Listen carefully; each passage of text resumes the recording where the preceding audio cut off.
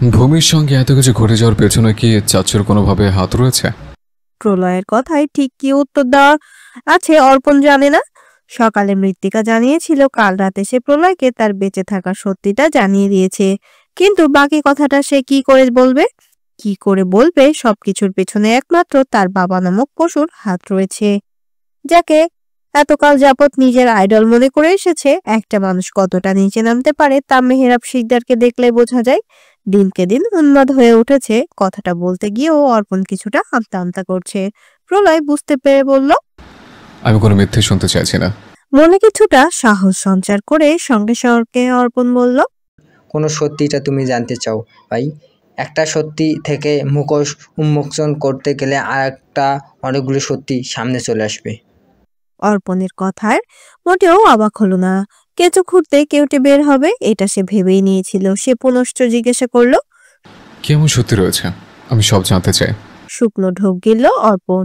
এরপর গলা ঝেড়ে বলল, তাহলে সবার আগে জেনে রাখো, ভূমি শুধু শিকদার বংশের বউ নয়, সে মেহরাব শিকদারের ওই রসজাত সন্তান। শিকদার বংশের রক্ত তার শরীরে বইছে, অথচ তাকে জারস সন্তানের তকমা পেয়ে হয়েছে। অর্পণের কথায় চরম স্তম্ভিত কিংকর্তব্যবিমূঢ় প্রলয়। নিজের কানকে বিশ্বাস করতে তার কষ্ট হচ্ছে। কাল থেকে একের পর এক সত্যি সামনে আসছে, কিন্তু এমন একটা সত্যি তার সামনে আসবে এটা কল্পনাতীত ছিল। প্রলয়ের অবস্থা বুঝতে পারলো অর্পণ। সে পুনরায় বলল, কম্পিত স্বরে প্রলয় শুধালো, কে? যাকে নিজের বাবা বলতে কুষ্ঠবোধ হয়, লজ্জায় আমার মাথা হেট হয়ে যায়, সেই মেহরাব শিকদার হচ্ছে সকল কিছুর মূল। এত সব কিছুর মাস্টার মাইন্ড হচ্ছে মেহরাব শিকদার। প্রলয় এখন নিশ্চুপ। কোনো উত্তর নেই তার কাছে। তাকে এভাবে চুপ থাকতে দেখে অর্পণ বলতে শুরু করলো, একজন ভালো নৃত্যশিল্পী হবার আশায় শহরে এসেছিলেন মহুয়া আন্টি। তখনই দেখা হয়ে মেহরাব শিকদারের সঙ্গে। মহুয়া আন্টি জানতেন না মেহরাব শিকদার বিবাহিত। নানা কৌশল অবলম্বন করে 21 বছরের আগে মেহরাব শিকদার বিয়ে করেছিলেন মহুয়া আন্টিকে। এরপর কেটে যায় আরও 1 বছর। যখন আন্টি প্রেগনেন্ট হয় তখন মেহরাব শিকদার নিজের আসল রূপ দেখিয়ে দেয়। নিজের অনাগত সন্তানকে অস্বীকার করেন। বাচ্চাটাকে আবাসন করিয়ে ফেলার সিদ্ধান্ত নিয়ে নেন মেহরাব শিকদার। কিন্তু মহুয়া আন্টি এমনটা করতে নারাজ ছিলেন। তিনি শহর থেকে গ্রামে চলে যান। এরপর সময়গুলো খুব দ্রুতই কেটে যায়। শহর থেকে দ্রুত আনন্দনগরে মেয়েকে নিয়ে দিব্যি ছিলেন মহুয়া আন্টি। হঠাৎ করে আবারও সব এলোমেলো হয়ে গেল। হয়তো ভাগ্যটা এমন ছিল যে বাবা নিজের অনাগত সন্তানকে অস্বীকার করেছিলেন ভূমিকে সেই লোকটার কাছে আসতে। শিকদার বংশের মেয়ে হয়েও স্বীকৃত না পাওয়া মেয়েটা ভাগ্যের পরিহাসে শিকদার বংশের পুত্রবধূ হিসেবে এলো। এই সমস্ত সত্যি কথা জানার পর মেহরাব শিকদার নতুন করে উন্মুক্ত হয়ে ওঠেন। কী করে নিজের পথের কাঁটা দূর করবেন সেটার পরিকল্পনা করতে শুরু করেন। হঠাৎ একদিন মহুয়া আন্টির ভূমিকে সমস্ত সত্যিটা জানিয়ে দেন। মাস 3 সময় পর খবর এলো মহুয়া আন্টি আর বেঁচে নেই। ভূমির দুনিয়া যেন ওলটপালট হয়ে গেল। মেহরাব শিকদার লোক লাগিয়ে খুন করেছিলেন মহুয়া আন্টিকে। তারপর ভূমিকে উপহরণ করে গণিতকালে পাঠানো হয়। ভূমি তখন 2.5 মাসের অন্তঃসত্ত্বা ছিল। মেহরাব শিকদার সবটা জানতেন। তিনি সেখানকার সর্দারনী পিঙ্কিকে নির্দেশ দেওয়া হয় ভূমিকে অনাগত বাচ্চাকে অ্যাবর্শন করানোর। বহু কষ্টে ভূমি সেখান থেকে পালিয়ে আসে। এরপর কিছুদিন যেতেই আরেক কাহিনী। মেহরাব শিকদার তাকে উন্মুক্ত, যাকে ভূমিকে তুমি অবিশ্বাস করো হলো, তাই না? মেহরাব শিকদার নিজেই পরিকল্পনা সফল হয়ে যায়। কিন্তু সেদিন রাতে ভূমির ওপর কে কার লোক হামলা করেছিল সেটা শুধু ভূমিই জানে। খুব শীঘ্রই মেহরাব শিকদারের কৃতকর্মের ফল ভোগ করবেই। তার সত্যিতে সবাই জানবে। ভূমিকে নিজের অপূর্ণ কাজে সফল হবেই। আমি জানি না এই সত্যিটা জানার পর মায়ের মানসিক অবস্থা ঠিক কেমন হবে। মাকে আমি সামলাবো কী করে? মায়ের চিন্তা আজকাল আমাকে কুরে কুরে খায়। আমার হাসি খুশি সহজ সরল মাকে কষ্ট পাওয়া থেকে হয়তো আটকাতে পারবো না, কিন্তু মাকে সব কিছু থেকে আমাকেই আগলে রাখতেই হবে। ঠান্ডা মাথায় ষড়যন্ত্রের কথা ভাবতেই রাগে গা কেঁপে উঠল প্রলয়ের। এতটা ঠান্ডা মাথায় গভীর পরিকল্পনা ছিল যে সে ধরতেই পারল না। ইচ্ছে করছে মেহরাব শিকদারকে নিজের হাতে খুন করে দিতে, শুধুমাত্র ওই লোকটার জন্য তার আর ভূমির জীবনটা এভাবে এলোমেলো হয়ে গিয়েছে। মহুয়াকে অকালে প্রাণ হারাতে হয়েছে, কিছুতে নিজের রাগকে সংবরণ করতে পারছে না সে। অন্যদিকে মৃত্তিকা অনেকক্ষণ ধরে মেহরাব শিকদারকে চোখে চোখে রাখছে। এখানে এসেছে অনেকটা সময় অতিবাহিত হয়েছে, আজই সে কাঙ্ক্ষিত দিন। বারবার মনে সাহস জোগাচ্ছে মৃত্তিকা, বুকের ভেতরটা কেমন ছটফট করে টিমটিম করছে। মেহরাব শিকদারের সঙ্গে শেষবার তার কিছু বলার খুব প্রয়োজন। ভুলিয়ে ভালিয়ে লোকটাকে নিজের সঙ্গে নিয়ে যেতে সফল হতে হবে, যেই কারণে সে ওনার পেছন পেছন ঘুর করছে। ব্যাপারটা বেশ নজর কেড়েছে মেহরাব শিকদারের। স্টেজ থেকে অর্পণ বিষয়টা খেয়াল করেছে। এদিকে মেহরাব শিকদার মৃত্তিকাকে সরাসরি জিজ্ঞাসা করেই ফেললেন, এভাবে আমার আগে পিছে ঘুরছো কেন? মতলব কি তোমার? কোন রকম ভয়টা ছাড়া মৃত্তিকায় বলে উঠল। আপনার সঙ্গে আলাদাভাবে কথা বলার ছিল। মৃত্তিকার সহজ স্বাভাবিক কণ্ঠ কিছুটা অবাক করলেন মেহরাব শিকদারকে। সেই সাথে সন্দেহ হলো না, না জানি এখন এই মেয়েটা কি করবে। ভূমি অনেকটা পাল্টে গিয়েছে, এটা তিনি খুব করে মানেন। মেহরাব শিকদার অত্যন্ত রুক্ষ স্বরে বললেন, তোমার সঙ্গে আলাদাভাবে কথা বলার কোনো ইচ্ছে নেই আমার।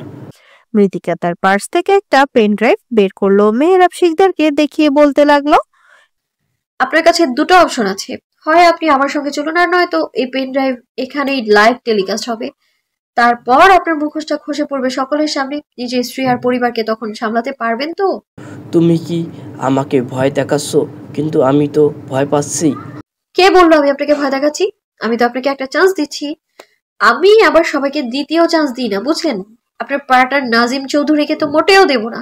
আপনাকে কেন চান্স দিচ্ছি জানতে চাইবেন না? কিছুটা বিরক্ত নিয়ে মেহরাব শিকদার বললেন। রক্তের টান আছে, তাই হয়তো। অস্ফুটে চ উচ্চারিত হলো। চোখ ছোট ছোট করে সন্দিহান দৃষ্টিতে তাকালেন মেহরাব শিকদার। এবার মৃত্তিকা অত্যন্ত তেজি স্বরে বললেন, সেই কথাটা কি ভুলে গেলেন ডক্টর অমানুষ শিকদার? ক্ষিপ্ত হলেন মেহরাব শিকদার। মৃত্তিকার দিকে ধেয়ে আসতে শুরু করলেন। ভেবেছেন আজও হয়তো সবকিছু দাবিয়ে রাখতে পারবেন, কিন্তু হলো তার উল্টোটা। মৃত্তিকা মোটেও ঘাবড়ালো না, নিজের অধরে তর্জনী ছুঁয়ে বলল, আমার ভাইয়ের রিসেপশনে কোনো সিনক্রিয়েট চাইছি না। চুপচাপ আমি যেটা করতে বলেছি সেটাই করুন। কোথায় যেতে হবে আমাকে? আগে তো এই কমিউনিটি সেন্টার থেকে বের হন, তারপর বলছি কোথায় যেতে হবে। মৃত্তিকার কথা মতো মেহরাব শিকদার বেরিয়ে পড়লেন। এই মুহূর্তটার অপেক্ষায় তো এতদিন ধরে করেছে মৃত্তিকা। সুযোগ বুঝে নিজের পার্স থেকে ইনজেকশনটা বের করে মেহরাব শিকদারের ঘাড়ে পুশ করে দিল সে। আজ হয়তো ভাগ্য তার সঙ্গ দিচ্ছে, তা না হলে এত সহজে লোকটাকে ফুসলানো যেত না। সে তো আশায় ছেড়ে দিয়েছিল, ভেবেছিল কাজটা খুব একটা সহজ হবে না, কিন্তু ভাগ্য সহায় ছিল বলে সহজ হয়ে গেল। মেহরাব শিকদারের দিন ঘনিয়ে এসেছে, পাপের ঘোড়া পূর্ণ হয়েছে। এবার শাস্তির পালা, যেটা মৃত্তিকা নিজ হাতে দেবে। যখনই মেহরাব শিকদার অচৈতন্য হয়ে পড়বে, তখনই মৃত্তিকা ওনাকে হুইল চেয়ারে বসিয়ে দিল। এতটা রাস্তা তো এই লোককে ধরে ধরে নিয়ে যাওয়া সম্ভব না। এরপর গাড়িতে বসে পড়লো। অর্ণব ড্রাইভ করছে। এই ঝামেলার মাঝে তনুজা সুদর্শনীকে জড়াতে চায়নি মৃত্তিকা, সবকিছু একাই করতে চেয়েছিল, কিন্তু অর্ণব সুদর্শনী তাকে একা ছাড়েনি। এতক্ষণ ধরে প্রলয় মৃত্তিকাকে নজরে নজরে রাখছিল। যখনই শুনেছে সবকিছুর পেছনে মেহরাব শিকদারের হাত রয়েছে, তখন থেকেই তার মনে মৃত্তিকাকে আবারও হারিয়ে ফেলার ভয় জেগে বসেছে। কমিউনিটি সেন্টারে মৃত্তিকা বা মেহরাব শিকদারকে কোথাও দেখতে না পেয়ে সে অর্পণকে জিজ্ঞাসা করলো, ভূমি কোথায়? যেখানে থাকার সেখানেই রয়েছে। প্রলয় বুঝলো অর্পণ মৃত্তিকার পরিকল্পনার ব্যাপারে সবকিছুই জানে, তাই সে পুনরায় বলল, তুই কি আমাকে কিছু লুকাচ্ছিস? অর্পণও সঙ্গে সঙ্গে বলল, হ্যাঁ। লুকিয়ে লাভ হবে না, তাড়াতাড়ি বলে দে। আমি চাই না দ্বিতীয়বার ভূমির কোনো বিপদ হোক।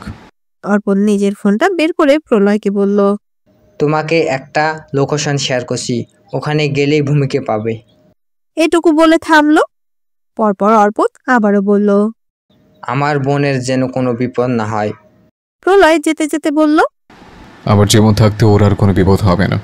এরপর কমিউনিটি সেন্টার থেকে বের হবার আগে প্রলয় চলে গেল কম্পিউটার রুমে। বাহিরে অনেক সিসিটিভি ক্যামেরা রয়েছে। মৃত্তিকা যে মেহরাব শিকদারকে নিয়ে গিয়েছে সেটা ধরা পড়ে যাওয়ার চান্স রয়েছে, তাই আপাতত কিছু ভিডিও নিজ দায়িত্বে ডিলিট করে দেবে প্রলয়। সেই সঙ্গে ক্যামেরাগুলো বন্ধ করে দেবে। সে চায় না এসবের মৃত্তিকা কোনোভাবেই ফেসে যাক। অর্পণ এতক্ষণে লোকেশন পাঠিয়ে দিয়েছে। রিসেপশনের অনুষ্ঠান ছেড়ে কোথাও গেলে সবাই সন্দেহ করতে পারে। পিনপতন নিরাপত্তা বিরাজমান, বিস্তীর্ণ কামরা বস্তু সামগ্রীহীন, ধুলোবালি মাখা কক্ষে কানায় কানায় আলো পরিপূর্ণ, কাটা মুকুট। জায়গাটা খুবই অস্বস্তিকর মনে হয়েছে মৃত্তিকার কাছে। এখানকার প্রত্যেকটা কামরা হসপিটালের কেবিনগুলোর মতো। এখানেই অর্গান ট্রাফিকিং এর কাজ করা হয়। এই খবরটা মহুয়াই দিয়েছিলেন। এই সত্যিটা যেন কেউ কোনোভাবে জানতে না পারে, সেই জন্য মহুয়াকে অকালে প্রাণ হারাতে হয়েছে। কিন্তু শেষমেশ সত্যিটা ভূমিকে জানিয়ে গিয়েছিলেন মহুয়া। যখনই মেহেরাব শিকদার জানতে পারলেন এই কথাটা ভূমিও জানে, তখন থেকে তিনি মরিয়া হয়ে উঠলেন। নানা ধরনের পরিকল্পনা সাজাতে শুরু করলেন, কি করে ভূমিকে শেষ করে দেওয়া যায়। সুযোগ তো তিনি 1 বছর আগেই পেয়ে গিয়েছিলেন, কিন্তু তবুও সক্ষম হলেন না। মৃত্তিকা এখানকার প্রত্যেকটা কামরা দেখেছে। এখানে যে অর্গান ট্রাফিকিং এর সমস্ত কারবার হয় সেটা বুঝতে আর বেশিক্ষণ সময় লাগেনি তার কাছে। সে অপেক্ষা করছে কখন মেহেরাব শিকদারের জ্ঞান ফিরবে। এতক্ষণ বোধ হয় শিকদার বাড়িতে মেহেরাব শিকদারের মুখোশ উন্মোচন হয়ে গিয়েছে। এখন না হলেও আজই সব সত্যিটা সবার সামনে চলেই আসবে। অর্পণকে সব প্রমাণ দিয়ে আসা হয়েছে। আরও অনেকটা সময় গড়ালো। জ্ঞান ফিরতে নিজেকে চেয়ারে বাঁধা অবস্থায় আবিষ্কার করলো মেহেরাব শিকদার। ক্লান্ত, তবে ওনার চোখে মুখে তেমন অসহায়ত্ব নেই। দিব্যি কিঞ্চিত হাসি মুখে এদিক সেদিক তাকিয়ে দেখছেন, যেন কিচ্ছুটি হয়নি। ওনার সামনেই মৃত্তিকা পায়ের ওপর পা তুলে চেয়ারে বসে রয়েছে। সে এতক্ষণ ধরে এই লোকের জ্ঞান ফেরার অপেক্ষাই করছিল। মৃত্তিকা কিছুটা নড়েচড়ে বসল। মেহেরাব শিকদার পানি খেতে চাইলেন। মৃত্তিকা সঙ্গে সঙ্গে পানি খাইয়ে দিলেন। মৃত্যুপথযাত্রীকে না হয় শেষবারের মতো একটু আপ্যায়ন করা গেল। তবে মনে হচ্ছে এমন উপকার করাটা নেহাতি বোকামি ছিল। মেহেরাব শিকদার পানি পান করার সঙ্গে সঙ্গে বলে উঠলেন, কি মনে করছো তুমি আমাকে এখানে নিয়ে এসেছো? কথাটা বলেই ঠোঁট উঁচু করে চ উচ্চারিত হলো। খানিকটা অবাক হলো মৃত্তিকা। এত কিছুর পরেও সামান্যতম ভয় নেই এই লোকটার মাঝে। লোকটা ঠিক কি বলবে বা করতে চাইছে তার জানা নেই। কয়েক লহমার জন্য থমকালো মৃত্তিকা। বোঝার চেষ্টা করলো সেই কথাটার মর্মার্থ। খুব একটা সময় ব্যয় হলো না, কিছুটা আন্দাজিত মধ্যেই করে নিয়েছে সে। এবার মেহেরাব শিকদার নিজে থেকে আবারও বলে উঠলেন, নিজেকে এতটা চালাক ভেবো না। তুমি আমাকে এখানে নিয়ে আসোনি, বরং আমি তোমাকে এখানে নিয়ে এসেছি। আজ হয় আমি থাকবো আর না হয় তুমি। গল্পটা এখনই শেষ করা উচিত। অনেক হয়েছে এই লুকোচুরি খেলা।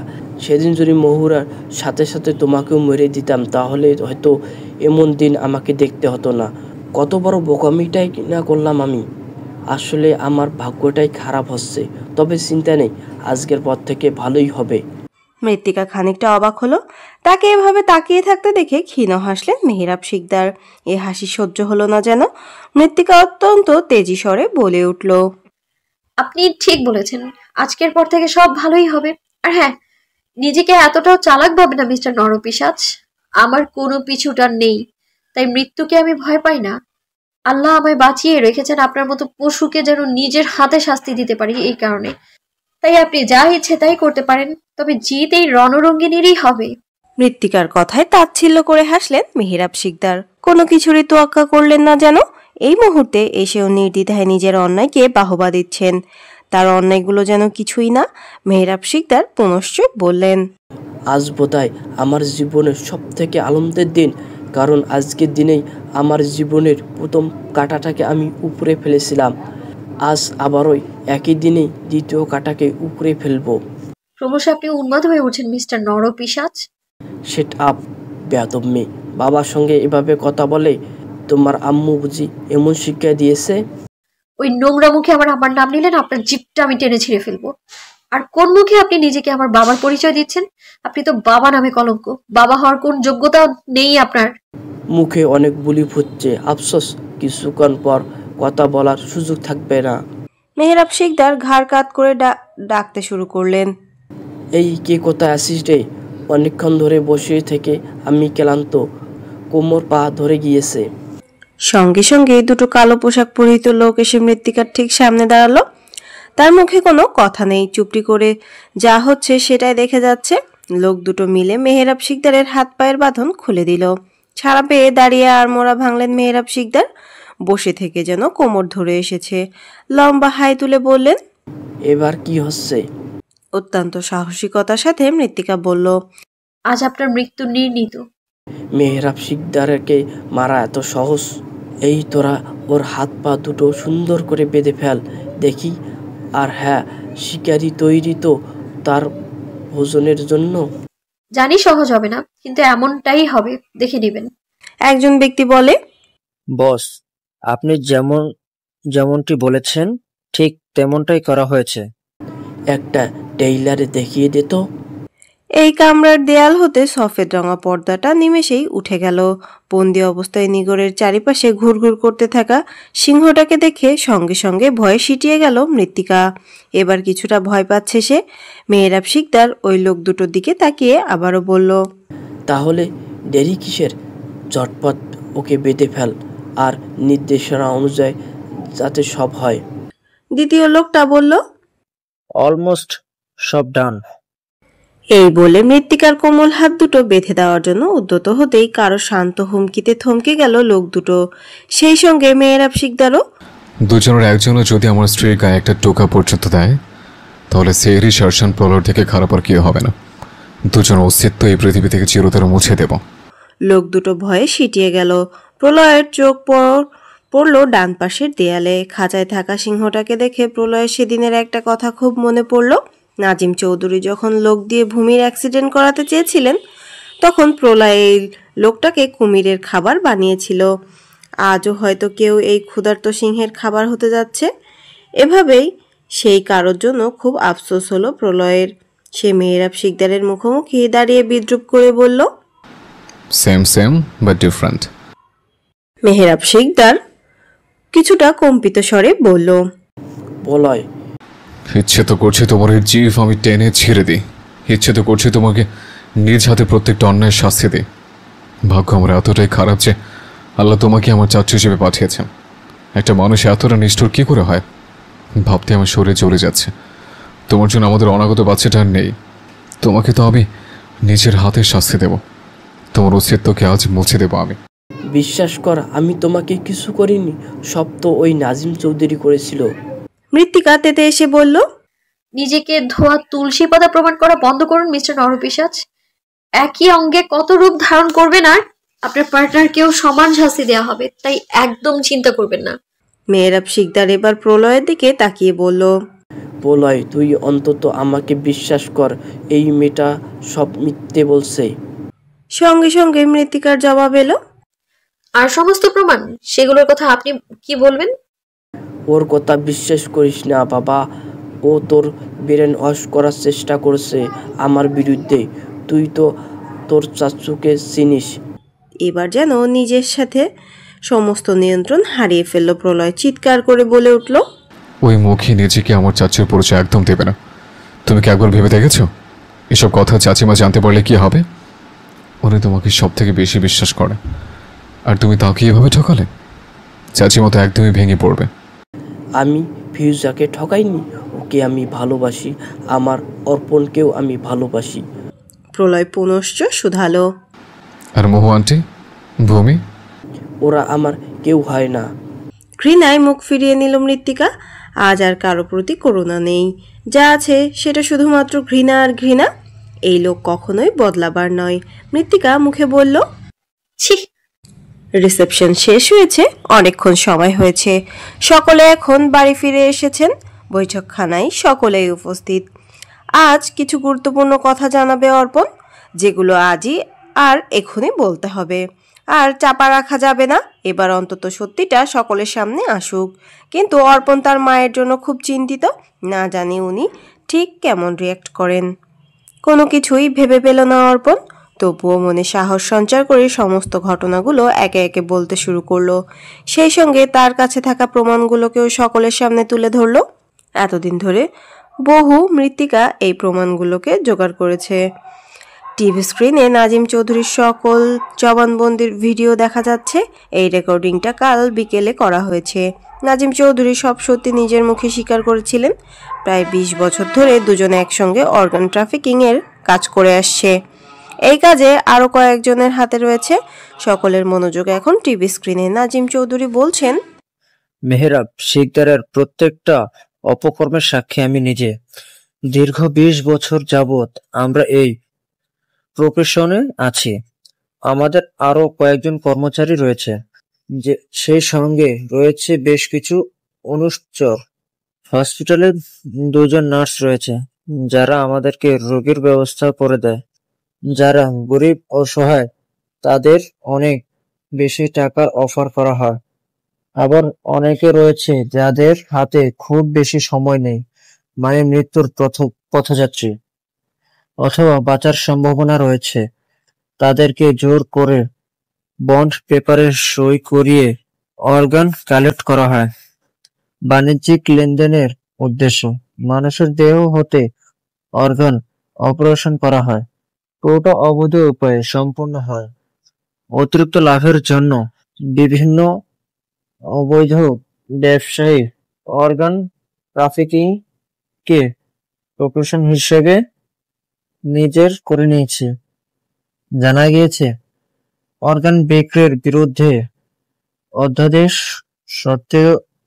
সত্ত্বেও এই অভ্যাসটি অব্যাহত রয়েছে। গবেষণায় অনুমান করা হয়েছে যে প্রতিষ্ঠিত অর্গানগুলো শতকরা 5% থেকে 42% পর্যন্ত অবৈধভাবে কেনা হয়। এগুলো বেশিরভাগই দেশের বাইরে এক্সপোর্ট করা হয়, যা থেকে প্রতি বছর মিলিয়ন থেকে বিলিয়ন মুনাফা অর্জন করা যেতে পারে। ইদানিং এই ব্যবসার চাহিদা বাড়ছে। নাজিম চৌধুরী একটু থেমে আবারও বলতে শুরু করলেন। মহুয়াকে আমি শুরু থেকেই চিনি। মহুয়া অতিমাত্রায় সুন্দরী হওয়ার দরুন প্রথম দেখে প্রেমে পড়ে গিয়েছিলাম মেহরাব। মুহূর্তে যেন ভুলতে বসেছিলাম তার স্ত্রী সন্তানের কথা। মহুয়া তার বাবাকে নিয়ে হসপিটালে গিয়েছিল। সেদিন দেখা হয় ওদের। মেহরাব পরিকল্পনা করে কিভাবে মহুয়াকে নিজের প্রেমের জালে ফাঁসাতে পারে। কয়েকদিনের মাঝেই নিজের পরিকল্পনায় সফল হয়ে যায়। কয়েক মাসের মাথায় মহুয়াকে বিয়ে করে। সময় কাটতে থাকে, এভাবে 1 বছর কেটে যায়। কোনোভাবে মহুয়া আমাদের সব কাজের কথা জানতে পেরে যায়। বহু চেষ্টা করে মেহরাবকে এই কাজ থেকে বিরত রাখার। এরই মাঝে একদিন খবর আসে মহুয়া অন্তঃসত্ত্বা। মেহরাব যেন হিতাহিত জ্ঞান শূন্য হয়ে পড়ে। বাচ্চাটাকে অ্যাবর্শন করিয়ে নিতে বলে। মহুয়া বারণ করায় মেহরাব তার স্ত্রী সন্তান রয়েছে এই কথাটা জানিয়ে দেয়। মহুয়ার যেন পৃথিবী উলটপালট হয়ে যায়। মেহরাব এও বলে যে তার কথা না শুনলে এই বাচ্চাটা আর তাকে মেরে ফেলতে দ্বিধাবোধ করবে না। এরপর আর কখনো মহুয়ার সঙ্গে আমার দেখা হয়নি। প্রায় 19 বছর পর প্রলয়ের বিয়ের দিন মহুয়াকে দেখতে পাই। সেদিন জানতে পারি ভূমি হচ্ছে মহুয়া আর মেহরাবের মেয়ে। এই সত্যিটা পুরো দুনিয়ার কাছে অজানা। মহুয়া কখনোই নিজের সন্তানের অধিকার দাবি করেনি। আমি মেহরাবের কাছ থেকে জানতে পেরেছি মহুয়া নাকি সব সত্যিটা ভূমিকে জানিয়ে দিয়েছিল। এরপর থেকে মেহরাব উন্মাদ হয়ে ওঠে মহুয়া আর ভূমিকে মেরে ফেলার। মহুয়াকে যেদিন খুন করা হয় সেদিনই ভূমিকে অপহরণ করে আমার লোকেরা। মেহরাবের কথাতেই এমনটা করা হয়েছে। ভূমিকে পাঠিয়ে দেওয়া হয় বনিকালে। সেখান থেকেও যখন ভূমি পালিয়ে আসতে সক্ষম হয় তখন মেহরাব অনেক চেষ্টা করে ভূমিকে বাড়ি থেকে বের করে দেওয়ার। সুযোগটা একদিন হয়েও যায়।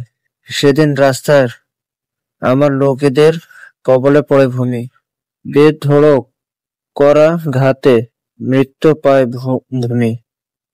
বাঁচার জন্য ফরিয়াদ করছিল। সেদিন বেঁচে গিয়েছিল ভূমি, কিন্তু বাচ্চাটাকে বাঁচানো যায়নি। এর জন্য একমাত্র দোষী আমি নিজেই। এর আগেও একবার আমার লোক ভূমির অ্যাক্সিডেন্ট করাতে চেয়েছিল, কিছু সফল হয়নি। সময় এভাবে অতিবাহিত হয়। ভূমি যে আসলে এতিকা এটা আমার জানা ছিল না। আমি কালই জানতে পেরেছি। আমি আমার সকল দোষ কবুল করছি। এসব কথা শোনা মাত্রই ফিরোজা অচৈতন্য হয়ে ঢলে পড়বার আগেই অর্পণ তার মাকে ধরে ফেলল। উপস্থিত সকলেই যেন কোনো স্বপ্ন দেখছেন। মেহরাব শিকদারকে এক একজন এক এক কথা শোনাচ্ছেন, কেউ কেউ বা মুখ ফিরিয়ে নিচ্ছেন। ইরার মা নাজমা আগে থেকেই এই সমস্ত কথা জানতেন, কিন্তু তিনি এটা জানতেন না মহুয়াকে খুন করা হয়েছিল। তিনি এতদিন জেনে এসেছেন মহুয়ার মৃত্যুটা স্বাভাবিক ছিল। অবশ্যই এমনটা দেখানো হয়েছিল। আমরা মানুষজাতি চোখের সামনে সবসময় সত্যি বলে মনে করি, আসলে আমাদের অদেখা অনেক সত্যি লুকিয়ে থাকে, যেটা আমরা দেখতে চাই না বা দেখতে পারি না। এদিকে ফিরোজা ঘৃণায় অপমানে কারোর দিকে মুখ তুলে তাকাতে অবধি পারছে না। লজ্জায় মাথা হেঁট হয়ে আসছে। এই লোকটা, একটা লোকের সঙ্গে তিনি নিজের জীবনের 28টা বছর কাটিয়ে দিয়েছেন, অথচ এর মুখোশের আড়ালে থাকা পশুটাকে কখনো চিনতেই পারেনি। পারবেন কি করে? অহর্নিশ ভালো মানুষ হবার নাটক করে যে গেছেন। ফিরোজা বাবার নিজেকে ধিক্কার জানাচ্ছেন। জীবন নিয়ে বহু অভিযোগ জমা হয়েছে, নিজের প্রতি বাড়ছে ঘৃণা। উপস্থিত সকলেই ছি ছি করছেন। ফিরোজার বড় বোন ফাহামিদা বললেন, মেহরাবের তো কঠিন থেকে কঠিনতম শাস্তি হবে। এতগুলো মানুষকে ঠকানো, খুন করার মতো অপরাধ, অঙ্গ পাচারের মতো খারাপ কাজ। এবার মুখ খুললেন ফিরোজা। ওর স্ত্রী হিসেবে নিজেকে পরিচয় দিতে আমার ঘৃণা হচ্ছে। সারা জীবন একটা শয়তানের সঙ্গে সংসার করে গেলাম। মহুয়া আর ভূমির সঙ্গে সঙ্গে সে তোমাকে আর আমার অর্পণকেও ঠকিয়েছে। ওকে আর আমাদের জীবনে চাই না। এর থেকে আমাদের ছেলে অনাথ হয়ে যাক। অর্গান ট্রাফিকিং এর দোষটা ঢাকতে গিয়ে মেহরাব শিকদার আজ খুনির তকমা নিয়েও ঘুরছে। সে তো পশুর চাইতেও অধম। কান্নায় ভেঙে পড়লেন ফিরোজা। এদিকে মাধুরী নিজের কাজে খুবই লজ্জিত। অপরাধ তো তিনি করেছেন, অন্যায় এর ক্ষমা কোথায় মিলবে? হু হু করে কেঁদে উঠলেন মাধুরী। ধরা গলায় বললেন, কোনো বাবা এতটাও খারাপ কি করে হতে পারে? ও পাগল হয়ে গিয়েছে, ওকে মেন্টাল অ্যাসাইলেমে পাঠানো উচিত। শিকদার বাড়ি একদমই চুপচাপ হয়ে গিয়েছে। এবারের উপস্থিত সকলে এখন বৈঠকখানায় অপেক্ষা করছেন। প্রলয় কখন ফিরবে সেই প্রতীক্ষায় রয়েছে সবাই। পরপর সবগুলো ঘটনা জেনে সকলে ভালো মন্দ অনেক কথাই বলেছিল মেহরাব শিকদারকে। তখন ফিরোজা এত কিছু সহ্য করতে না পেরে জ্ঞান হারিয়েছিলেন। ওনাকে এখন ঘরে নিয়ে আসা হয়েছে। যাকে সব থেকে বেশি বিশ্বাস আর ভালোবাসেন সেই মানুষটাই প্রতারণা করলো। অর্পণ তার মায়ের পাশেই বসে রয়েছে, অপেক্ষা করছে কখন তার মায়ের জ্ঞান ফিরবে। এখন একমাত্র সেই পারবে ফিরোজাকে সামলাতে। আপাতত এই ঘরে অর্পণ আর ইরা, বাকিরা কেউ নেই। মৃত্তিকাকে বহুবার কল করা হয়েছে, কিন্তু কেউই ফোন তোলেনি। প্রলয়ের ফোন বন্ধ। অর্পণ খুবই চিন্তায় রয়েছে ওদের দুজনের জন্য। জ্ঞান ফিরতেই অর্পণের মাথায় কাছে বসে থাকতে দেখে চট করে শোয়া থেকে উঠে বসলেন ফিরোজা। তখনকার সবগুলো কথাই মনে পড়ে গিয়েছে। ফিরোজা আবারও পাগলামি করতে শুরু করলেন। অতি উত্তেজিত হওয়ায় ওনার শরীরের জন্য ক্ষতিকর, তাই অর্পণ তার মাকে শান্ত করার চেষ্টা করতে লাগলেন, কিন্তু কোনো কথাই শুনলেন না ফিরোজা। তিনি বলতে শুরু করলেন, আমি আর এ বাড়িতে আর থাকতে চাই না।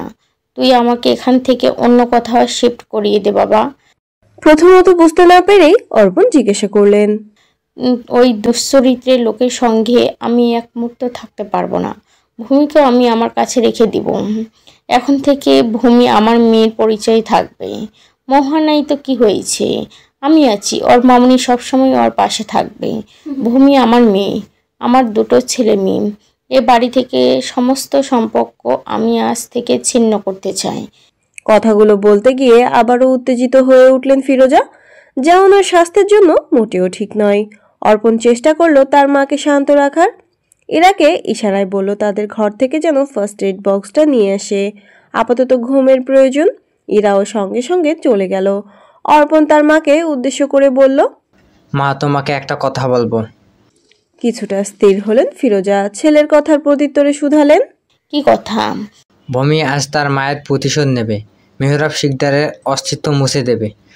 ওই লোকের নাম আমার সামনেও তুলবি না। আজ আমি মন থেকে তার মৃত্যু কামনা করছি। একজন খারাপ মানুষের কিছুতেই পৃথিবীতে শান্তিতে বেঁচে থাকার অধিকার নেই। তমসাচ্ছন্ন ঘুটঘুটে আধারিয়া বাহ্য জগতে। বাহিরে ঝড়ো হাওয়া বইছে, ঝড় আসবে বোধহয়, বৃষ্টিও আসতে পারে। জানালার দুয়ার ভেদ করে হিমশীতল হাওয়ায় পুরো কামরা শীতল হয়ে উঠেছে।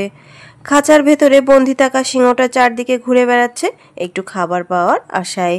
নাজিম চৌধুরীর সমস্ত জবানবন্দির রেকর্ডিং এতক্ষণ ধরে মেহরাব শিকদারকে দেখানো হচ্ছিল।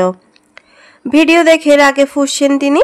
নাজিম চৌধুরীকে হাতে কাছে পেলে হয়তো কাঁচায় চিবিয়ে খেতেন, কিন্তু তিনি তো আর জানেনই না যে এই লোকটারই আর পৃথিবীতে নেই। প্রলয় রাগে এতক্ষণে দুটো চেয়ারের লাথি মেরে ফেলেছে। অতিরিক্ত রেগে যাওয়ায় হিতাহিত জ্ঞান শূন্য হয়ে পড়েছিল সে। হাতে লাঠি তুলে নিচ্ছিল মেহরাব শিকদারকে মারবে, কিন্তু কিছু একটা বাধা যেন থেকেই যাচ্ছিল। একটা বাধা যেন থেকেই যায়। হাজারবার চেয়েও লোকটার গায়ে একটা আঁচড় অব্দি কাটতে পারেনি সে। মৃত্তিকা কিছুটা হয়ে হেও করে মেহরাব শিকদারকে বলল, দেখলেন তো মেহরাব শিকদার, সময় ক্ষতকে ঢেকে দিলেও আবার সেই সময়ই কিছু মানুষের মুখোশ খুলে দেয়। সত্য কখনোই চাপা থাকে না। আপনার ওই নর পিশাচ রূপটা, ওই পশু রূপটা সবার সামনে এখন জলের মতো পরিষ্কার। তবে একটা সুখবর হচ্ছে, আপনার এই অপয়া মুখটা পরিবারে কাউকে আর দেখতে হবে না। চেয়ারে পায়ের ওপর পা তুলে বসলেন মেহরাব শিকদার। এত কিছুর পরও কোনো আফসোস বা অনুশোচনা হচ্ছে না ওনার। সবকিছু কি অবলীলায় উপভোগ করছেন তিনি। এবার বসে থেকে আড়মোড়া ভেঙে কাউকে ডাকলেন।